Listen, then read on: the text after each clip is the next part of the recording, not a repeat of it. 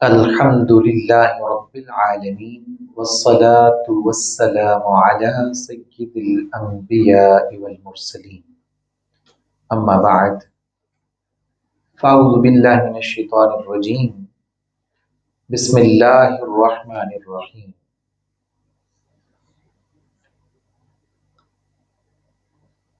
ومن الناس من يقول آمنا بالله وباليوم الآخر وما هم بمؤمنين يخادعون الله والذين آمنوا وما يخدعون إلا أنفسهم وما يشعرون في قلوبهم مرض فزادهم الله مرضا وَلَهُمْ عَذَابٌ أَلِيمٌ بِمَا كَانُوا يَكْذِبُونَ صدق اللہ مولانا العظیم۔ قابل قدر سامعین حاضرین، قرآن کریم کے درس کے سلسلے میں ہم آج سورۃ البقرہ کے دوسرے رکوع کا ترجمہ اور تشریح سمجھنے کی کوشش کریں گے۔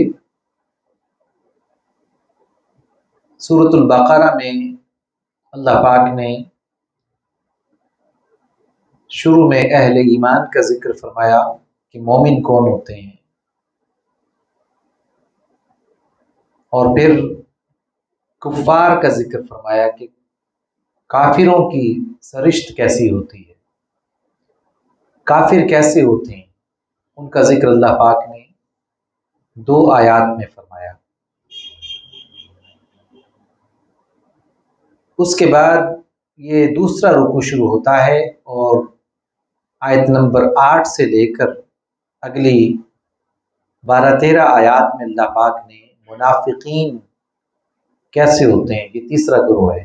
ایک وہ ہوتا ہے جو اندر سے بھی اللہ پاک اور اللہ کے پیارے محبوب صلی اللہ علیہ وسلم کو مانتا ہے، وہ مومن ہے، اور باہر بھی اللہ اور اس کے رسول صلی اللہ علیہ وسلم کی اطاعت کا دم بھرتا ہے، یہ مومن ہے۔ اور ایک وہ ہے جو اوپر سے تو کہے اور اندر سے انکار کرے، یہ منافق ہے۔ اور ایک جو ہر لمحے واضح طور پر کہے کہ میں مانتا ہی نہیں ہوں، یہ کافر ہے۔ تو مومن اندر باہر سے اجلا ہوتا ہے، صاف ہوتا ہے، اس میں نفاق نہیں ہوتا، اس لیے اللہ پاک نے ان کا ذکر پہلے فرمایا۔ کافر بھی چونکہ صاف بات کہتا ہے کہ بھئی میں مانتا ہی نہیں ہوں، اس کے بعد اللہ پاک نے کافر کا ذکر فرمایا۔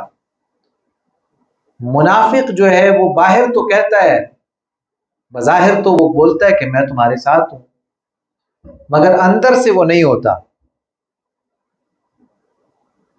یعنی اوپر سے شکل مومنہ، کرتوت کافرہ، کام جو ہوتے ہیں وہ مومنوں والے نہیں ہوتے۔ اندر بغض چھپا ہوتا ہے، اندر حسد چھپی ہوتی ہے، اندر کوئی دشمنی چھپی ہوتی ہے، لہٰذا باہر سے کچھ اور ہیں،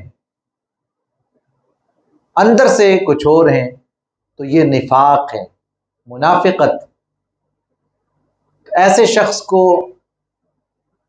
قرآن نے منافق کہا ہے، اور ایک جگہ پر فرمایا ہے کہ ان المنافقین فی الدرک الاسفل من النار، کہ بے شک جو منافق ہوں گے وہ دوزخ کے گہرے ترین حصے میں ہوں گے، یعنی انتہائی گہرائی میں انہیں دوزخ کی گہرائی میں عذاب دیا جائے گا۔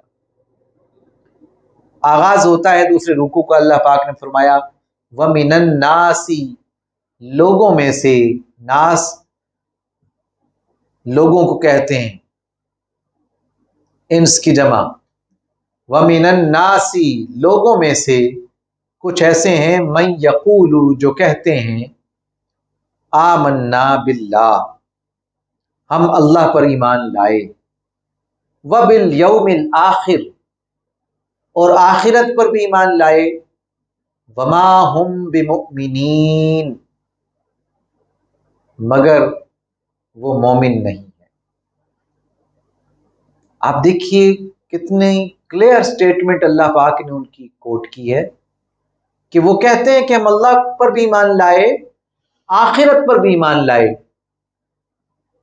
قرآن کہتا ہے صرف اتنا کہنے سے وہ مومن نہیں ہو جائیں گے۔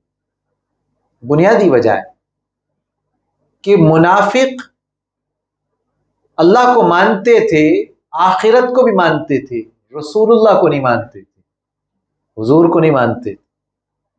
انہیں تکلیف اسی بات کی تھی کہ یہ آخری نبی جن کا ذکر اللہ پاک نے ہر نبی کی زبان سے کروایا، آخر بنی اسرائیل کی بجائے بنی اسماعیل میں کیوں آ گئے؟ یہ ہمارے اندر کیوں نہیں پیدا ہوئے؟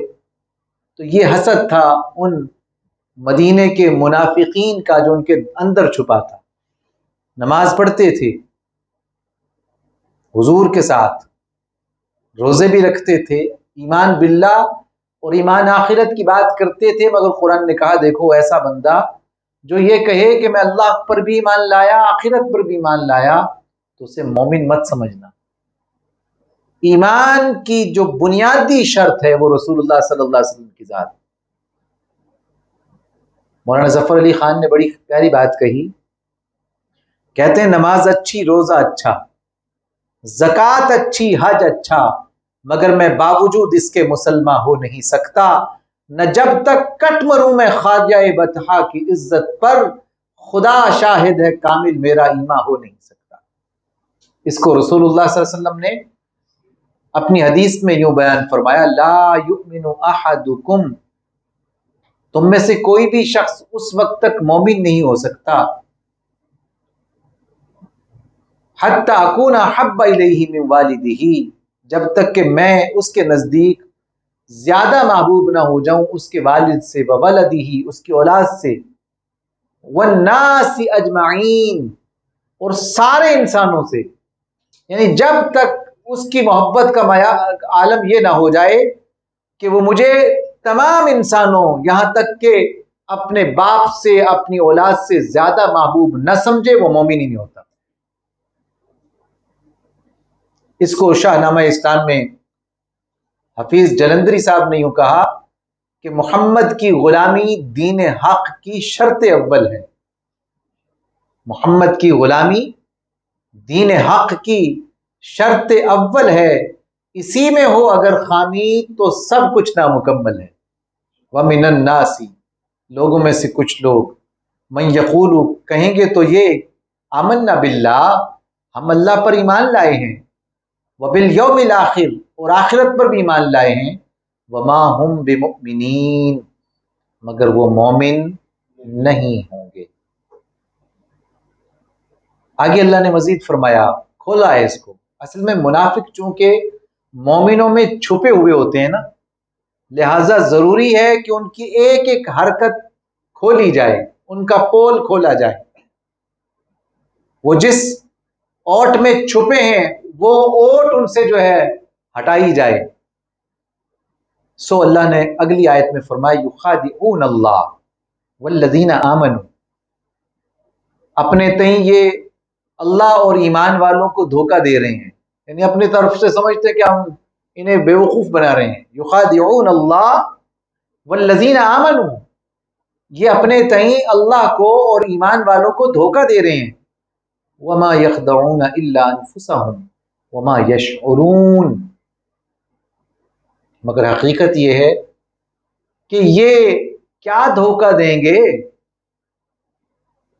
یہ تو اپنے آپ کو ہی دھوکہ دے رہے ہیں۔ وما یشعرون، مگر انہیں شعور نہیں۔ بنیادی طور پہ ہر وہ شخص جو آخرت کے معاملے میں غلط کرتا ہے نا، تو وہ کسی کا کیا نقصان کرے گا؟ اپنا نقصان کرتا ہے، اپنی آخرت برباد کرتا ہے، اس رستے سے ہٹ جاتا ہے جو اسے جنت پر لے کے جا رہا تھا، اور صراط مستقیم کی بجائے صراط منحنی پر صراط جہنم پر داخل ہو جائے تو وہ کیا کسی کا نقصان کرے گا؟ وما یخدعون الا انفسهم، وہ نقصان نہیں کرتے اللہ کا یا مومنوں کا، وما الا انفسهم، بجائے یہ کہ وہ اپنا ہی کر رہے ہیں، وما یشعرون، اور انہیں شعور ہی نہیں۔ یہ ایسا ہی ہے جیسے کوئی شخص کسی شاخ پر بیٹھا ہو اور اسی شاخ کو آرے سے کاٹ رہا ہے، وہ سمجھ رہا ہے میں بڑا کام کر رہا ہوں، حالانکہ تھوڑی دیر بعد اس کا اپنا کام ہو جائے گا۔ اور ایسے ہی جب وہ شخص آرے سے یا آری سے کسی کلہاڑے سے کاٹے اس شاخ کو جس پہ وہ بیٹھا ہے تو وہ دھڑم گرے گا اور ضرور اپنا نقصان کرے گا۔ وما یشعرون، اور شعور بھی نہیں۔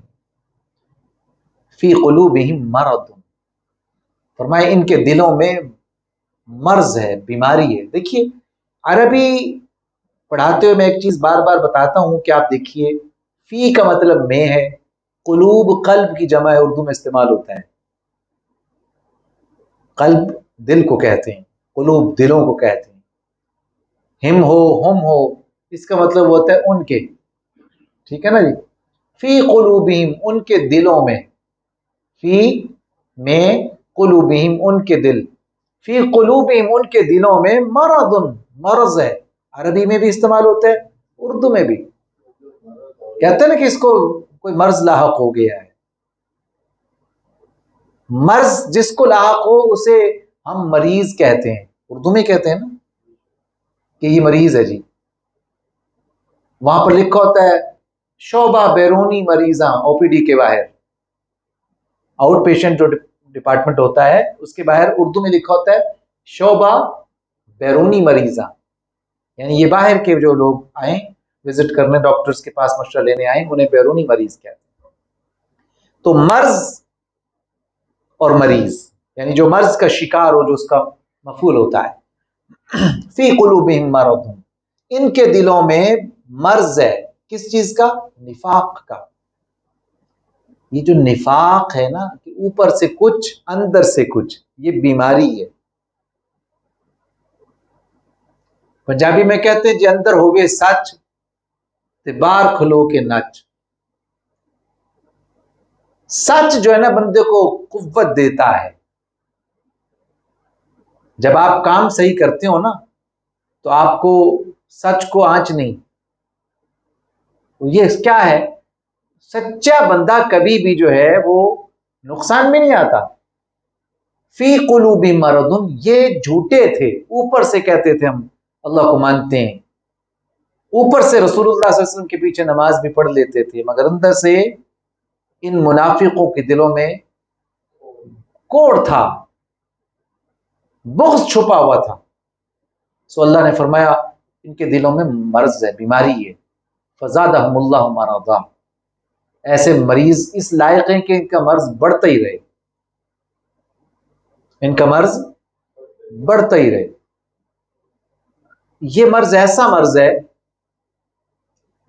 کہ جس سے بندہ شفا نہیں پاتا، کیونکہ وہ سمجھتا ہے کہ میں بڑا کوئی جینیس بندہ ہوں، میں بڑا تیز ترار بندہ ہوں، دیکھو میں نے کیسے کیسے لوگوں کو الو بنایا ہوا ہے، کیسے کیسے لوگوں کو میں نے بے وقوف بنا لیا ہے، اوپر سے میں ان کے ساتھ ہوں مگر اندر سے میں نہیں ہوں۔ آگے قرآن نے مزید آگے جا کے کہا ہے کہ جب یہ لوگوں سے ملتے ہیں تو کہتے ہیں کہ ہم تو، جب تم سے ملتے ہیں تو کہتے ہیں ہم ایمان والے ہیں، جب ان سے ملتے ہیں تو کہتے ہیں ہم تمہاری طرح ہی۔ آگے آئے گی آئی، فرمایا وَلَهُمْ عَذَابٌ عَلِيمٌ۔ اب فرمائیے دیکھیے فزادہ اسی سے زیادہ ہے، اسے کیا ہے؟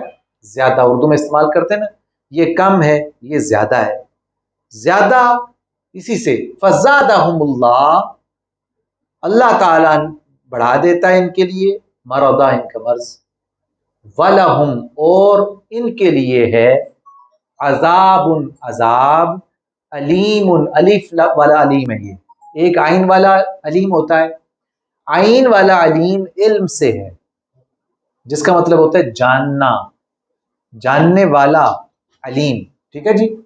اور علم جو ہے الف لام میم، علم، المناک، دردناک، یہ المناک، خطرناک، علم الف لام میم ہو تو اس کا مطلب ہوتا ہے درد. المناک، دردناک، یہ دونوں مترادفات ہیں.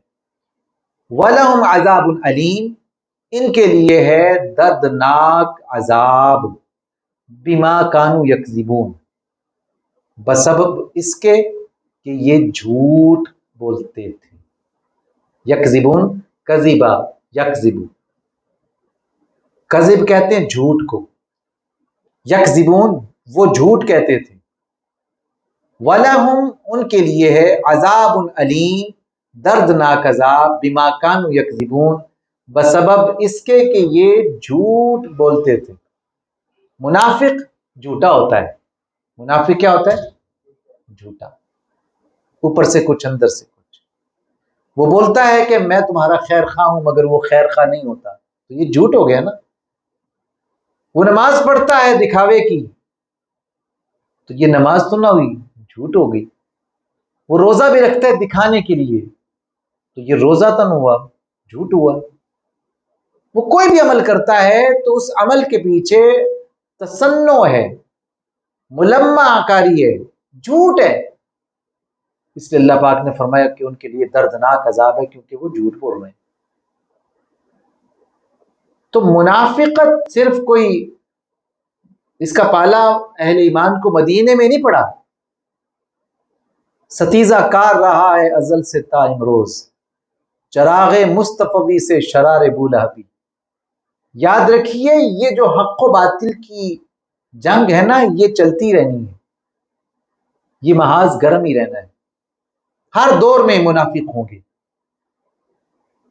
آج بھی ہمارے ہاں بہت سے منافق ہیں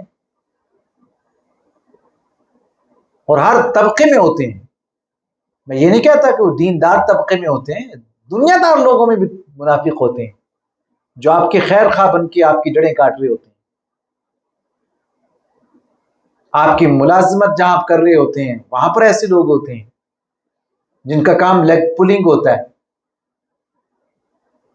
جو بظاہر آپ کے ساتھ چائے پیتے ہیں تو ہنستے مسکراتے ہیں اور پیچھے آپ ہی کے خلاف باتیں کر رہے ہوتے ہیں. تو یہ منافقت ہے. نبی کریم صلی اللہ علیہ وسلم نے فرمایا مومن جو ہے نا وہ دو زبانوں والا نہیں ہوتا. ایسا نہیں کہ ادھر کچھ کہے اور ادھر کچھ کہے. پنجابی میں کہتے ہیں نا اتوں اتوں پترم پترم وچوں وچوں کترم کترم. یہ تو کوئی بات نہ ہوئی صاحب کہ آپ اوپر سے تو بیٹا بیٹا کہہ رہے ہو، بھائی بھائی کہہ رہے ہو، اور اندر سے قصائی بنے ہوئے ہو، جڑیں کاٹنے لگ گئے ہو. یہ منافقت ہے اور اس کے لیے اللہ پاک نے دردناک عذاب رکھا ہے. آپ دیکھیے عام طور پہ وہ سمجھ رہے ہوتے ہیں کہ ہم کامیاب ہو رہے ہیں، کیونکہ انہیں جہاں بھی جائیں تو انہیں سیٹ مل جاتی ہے، بیٹھیے پلیز، کھانا کھا لیجئے، چائے پی لیجئے. مگر آہستہ آہستہ یہ پول کھل جاتا ہے. زیادہ دیر تک کاٹ کی ہنڈیاں نہیں چڑھتی، ورنہ اگر کسی کا پردہ رہ بھی جائے تو وہ نہ صحیح اس کی نسل، اس کی جو ہے نا کیا ہوا جو کہہ لیجیے معاملہ ہوتا ہے نا اس کی لپیٹ میں آ جاتی. کچھ کام ایسے ہوتے ہیں، وہ کہتے ہیں کچھ بیماریاں ایسی ہوتی ہیں جن سے فصلیں بگڑتی ہیں اور کچھ بیماریاں ایسی ہوتی ہیں جن سے نسلیں بگڑتی ہیں. تو فصلیں خراب ہو بھی جائیں نا گزارا ہو جاتا ہے، نسلیں خراب ہو جائیں تو یہ بہت بڑا نقصان ہے. نسلیں نہ خراب ہوں اس کی کوشش کیجیے. اس کے لیے دیکھیے ہمیں نماز کے اندر کہا گیا ہے کہ آپ نماز میں جب دعا کرتے ہیں رب اجعلنی مقیم الصلاۃ، جناب سیدنا ابراہیم علیہ السلام کی دعا ہے. آپ کیا دعا کرتے ہیں؟ رب اجعلنی مقیم الصلاۃ، اے میرے رب مجھے نماز کا قائم کرنے والا بنا دے. ومن ذریتی، ذریت کہتے ہیں اولاد کو، ومن ذریتی، اور میری اولاد کو بھی نماز قائم کرنے والا بنا دے. یہاں دیکھیے دعا اپنے لیے نہیں کی، اپنی نسل کے لیے بھی دعا کروائی جا رہی ہے کہ فکر کرو کہ صرف تم نہ جنت میں جاؤ، تمہاری نسل بھی جائے، اس کی فکر ہونی چاہیے۔ قو انفسکم واہلیکم نارا، ایمان والو خود کو بھی اور اپنے گھر والوں کو بھی دوزخ کی آگ سے بچاؤ۔ تو نسلیں خراب نہ ہو جائیں اس کی فکر ہونی چاہیے نا۔ لیکن منافق اس نفع سے دور ہو جاتا ہے، وہ سمجھتا ہے کہ میں بہت بڑا تیس مار خان ہوں اور جو میں کام کر رہا ہوں یہ کوئی بھی نہیں کر سکتا، لیکن یہ زیادہ دیر نہیں چلتا۔ آگے فرمایا وَإِذَا قِيلَ لَهُمْ لَا تُفْسِدُوا فِي الْأَرْضِ، جب ان سے کہا جاتا ہے کہ زمین میں فساد تو نہ پھیلاؤ۔ اب ایسا ہوتا ہے جہاں پر بھی کچھ لوگ ہوتے ہیں نا، کچھ نہ کچھ رنگے ہاتھوں پکڑے جاتے ہیں، اور انہیں جب کہا جاتا ہے نا کہ چودھری صاحب یہ کام نہ کرو، بھائی یہ کام نہ کرو، چھوڑ دو اس کو، یہ فساد ہے۔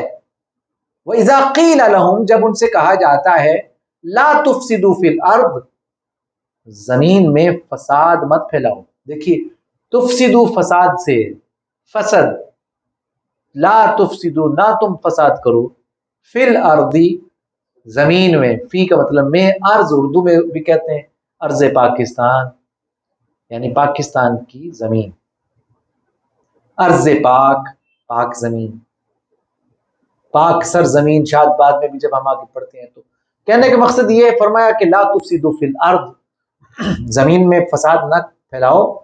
قالو تو کہتے ہیں انما نحن مصلحون، قسمیں کھا لیتے ہیں کہ ہم تو جناب صلح پھیلانے والے ہیں، ہم تو مصلح ہیں، مصلح صلح سے اصلاح کرنے والے ہیں، اصلح یصلح اصلاحا فہو مصلح، اصلاح کرنے والے کو مصلح کہتے ہیں، مصلح کو کیا کہتے ہیں؟ قالو کہتے ہیں انما نحن مصلحون، ہم تو نیرے اصلاح کرنے والے ہیں، یعنی ہمارا کوئی کام شر نہیں ہے، ہم شریر نہیں ہیں۔ قرآن کہتے ہیں الا انہم هم المفسدون، خبردار رہنا یہی فسادی ہیں۔ فسادی کون ہوتا ہے؟ منافق، اوپر سے کچھ اندر سے کچھ، اس سے بچنے کی تلقین ہے اسلام نے کی۔ اس لیے اس پورے رکوع میں اللہ پاک نے منافقوں کے پول کھولے، زبان سے بھی منافقت، عمل سے بھی منافقت، زبان سے اوپر کچھ اور اندر کچھ ہے یہ منافقت، عمل باہر سے کچھ ہے اندر سے کچھ ہے یہ منافقت، عمل کی منافقت، رویے کی منافقت، آپ سے کیسا رویہ کسی اور سے رویہ اور طرح سے، یہ بھی منافقت۔ فرمایا الا انہم، خبردار، تم خبردار رہنا، انہم هم المفسدون، یہی ہیں فساد کرنے والے، ولکن لا یشعرون، مگر انہیں اپنے اس فساد کا شعور ہی نہیں ہوتا۔ شعور نہ ہونا بنیادی طور پر یہ بھی اللہ کی مار ہے کہ ایک بندہ جو ہے اسے لوگ سمجھائیں بھی کہ بندے باز آ جا، تو وہ کہنا جی میں تو کوئی غلط نہیں کر رہا۔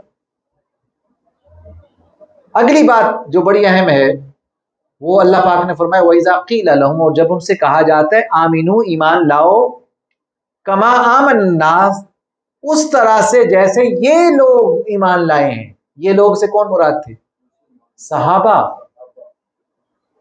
وَإِذَا قِيلَ لَهُمْ، جب ان سے کہا جاتا ہے آمینو، تم بھی ایمان لاؤ، کما آمن الناس، ان صحابہ جیسا، قالو تو کہتے ہیں انؤمن کما آمن السفہاء، ہم ان جیسے بھولوں، ان جیسے بے وقوفوں کی طرح ایمان لائیں گے۔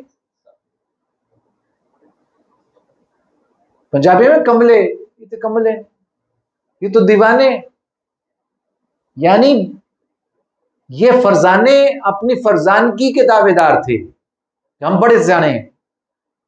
اور اسلام کیا کہتا ہے، قرآن کیا کہتا ہے؟ ہمیں تو ان جیسا ایمان چاہیے، صحابہ جیسا ایمان۔ کہ مصور دیکھنا تصویر میری یوں بنائی ہو، ادھر حکم الہی ہو ادھر گردن جھکائی ہو۔ یہ صحابہ کا پورا آپ دیکھ لیجئے ان کا سراپا، انہوں نے کبھی بھی نبی پاک صلی اللہ علیہ وسلم سے جو حکم ملا آمین ہے، سر تسلیم خم ہے، جو مزاج یار میں آئے۔ میری تو بات ہی نہیں ہے، جس کو دیکھیں ایمان کے اعلیٰ ترین درجے پہ فائز تھے، کہ وہ مدینے کی گلیوں میں چلتے تھے اور ان کی قدموں کی آہٹ جنت میں سنائی دیتی تھی، فرش پہ چلتے تھے، حریم قدس سے عرش سے ان کو سلام آتے تھے، ایسے نہیں تھے۔ اس لیے اللہ نے فرمایا اگر تم نے ایمان سمجھنا ہے نا تو مجھے تو ان جیسا ایمان چاہیے، میرے پیارے محبوب کے غلاموں جیسا ایمان چاہیے، ان کے دیوانوں جیسا ایمان چاہیے۔ ان سے کہا جائے نا کہ ایمان لاؤ ان جیسا، کما ان جیسا آمن الناس، یہ جو صحابہ ایمان لائے ہیں، قالو کہتے ہیں نؤمن کما آمن السفہاء، ان جیسا، ان بے وقوف لوگوں جیسا اعوذ باللہ تعالیٰ کہا تو اللہ نے فرمایا الا انہم هم السفہاء، خبردار یہ بے وقوف ہیں۔ یہ سائڈ اور یہ جانبداری جو اللہ کی ہے نا اپنے صحابہ، اپنے محبوب کے صحابہ کے ساتھ، یہ بہت بڑا شرف ہے، بہت بڑا انعام ہے۔ فرمایا تم انہیں بے وقوف کہہ رہے ہو اور تم بے وقوف ہو، الا خبردار انہم هم السفہاء، یہ بے وقوف ہیں، ولکن لا یعلمون، انہیں علم بھی نہیں، انہیں علم بھی نہیں۔ یہ بنیادی چیز ہے، اگر آپ سیکھیں کہ صحابی کا حضور کے بارے میں کیا عقیدہ ہے، صحابی سمجھا ہے دین کو جتنا سمجھا ہے، اس لیے ہم صحابہ کو مدار ایمان سمجھتے ہیں۔ ہم جانتے ہیں کہ صحابہ کرام نبی پاک صلی اللہ علیہ وسلم سے سیکھنے والے تھے، اس لیے اگر یہ محدثین نے بھی لکھا کہ اگر کسی صحابی نے یہ کہا کہ ہم رسول اللہ صلی اللہ علیہ وسلم کے حیات میں یہ کام کرتے تھے یا میں نے کام کیا اور حضور نے دیکھا، تو وہ بھی سنت ہوتی ہے، وہ بھی کیا ہو جاتی ہے؟ سنت۔ کیسے کہ کریم آقا صلی اللہ علیہ وسلم نے جس کی تائید کر دی وہ بھی سنت، جس کو دھوتا دیکھ لیا اور اس کو روا سمجھا تو وہ بھی سنت ہے۔ کیوں کہ کرنے والے حضور کے صحابہ تھے۔ کریم آقا صلی اللہ علیہ وسلم نے تو اتنی وسعت دے دی کہ نماز پڑھتے ہیں تو نماز پڑھنے کے بعد حضور صلی اللہ علیہ وسلم نے سلام پھیرا تو آپ نے سلام پھیرتی کہا کہ یہ جو نماز میں نے جب سمع اللہ لمن حمدہ کہا تو اس کے بعد کس نے ایک لمبا جملہ کہا تھا، تو وہ کون تھا؟ ایک صحابی بولے حضور میں، اور میں کیا کہا جی میں نے کہا ربنا لک الحمد حمدا کثیرا طیبا مبارکا فیہ۔ فرمایا سبحان اللہ، کیا فرمایا؟ سبحان اللہ، تیرا جملہ اللہ کو اتنا پسند آیا کہ قطار اندر قطار فرشتے اترے ہیں۔ تائید ہوگی کہ نہیں؟ محبت والوں کی بات ہی نرالی ہوتی ہے، حضور کا حکم نہ مانے یہ تو ہو ہی نہیں سکتا نا۔ صحابہ تو ایک ہوتا ہے اطاعت، اطیع اللہ و اطیع الرسول، کہنا مانو اللہ کا اور اس کے رسول کا۔ اللہ پاک کے محبوب کے صحابہ اتباع کے قائل تھے، اتباع میں حکم نہیں ہوتا، اتباع میں نقل ہوتی ہے۔ بس جو دیکھتے تھے حضور کو وہی کرتے تھے، یہاں تک کہ سیدنا عثمان غنی کتنے بڑے صحابی ہیں، حج کے موقع پر ایک مرتبہ ایک چٹان کے پاس پہنچے تو آپ نے ارادے کے ساتھ اپنا گھٹنا جو ہے نا اس چٹان سے لگایا۔ کسی نے کہا جی یہ آپ اس چٹان کے ساتھ آپ نے گھٹنا کیوں لگایا؟ فرمایا میں حضور صلی اللہ علیہ وسلم کے ساتھ تھا حج پر، تو نبی کریم صلی اللہ علیہ وسلم یہاں سے گزرے تو حضور کا گھٹنا اس چٹان سے لگ گیا تھا، تو حضور کا لگا تھا، میں بھی لگا کے سعادت حاصل کر رہا ہوں۔ سیدنا علی المرتضیٰ کے بارے میں آتا ہے کہ آپ ایک درخت کے نیچے سے گزرے تو جھک گئے، جھک کے گزرے، حالانکہ ٹہنی اوپر تھی۔ بندہ گزرنے سے پہلے ہی دیکھ لیتا ہے نا، ہماری آنکھیں بتا دیتی ہیں کہ بھی تو گزر جائے گا یا تو جھک کے گزرے۔ تو اتنی اونچی تھی کہ آپ آرام سے گزر سکتے تھے، تو کسی نے کہہ دیا کہ یا امیر المومنین یہ کیا معاملہ ہے، اتنی اونچی شاخ اور آپ اس کے نیچے سے جھک کے گزر رہے ہیں۔